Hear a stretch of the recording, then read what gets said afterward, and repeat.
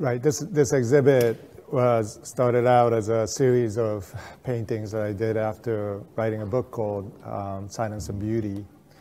And it's a journey of many years tracing from 17th century Japanese art, which I studied in Japan, even though as an American, and then finding out the history of 17th century Japan and aesthetics of 17th century Japan, and then carrying that into 21st century contemporary life.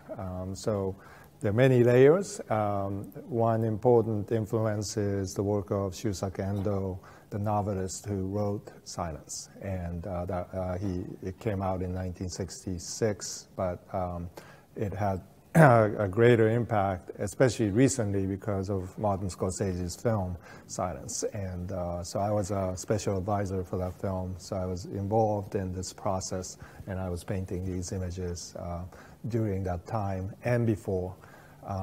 Much of the inspiration for this exhibit starts around year 2001, actually after 9/11, and I was ground zero resident in 9/11, right near the towers, where the towers stood in New York City.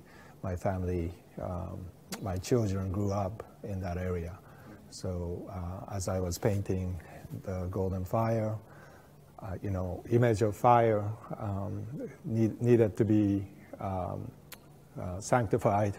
So I began to work on images of fire, images of water, after 3/11 tsunami of Japan. So many of these paintings have a background of dealing with specific historic trauma and how art can mediate that into the future.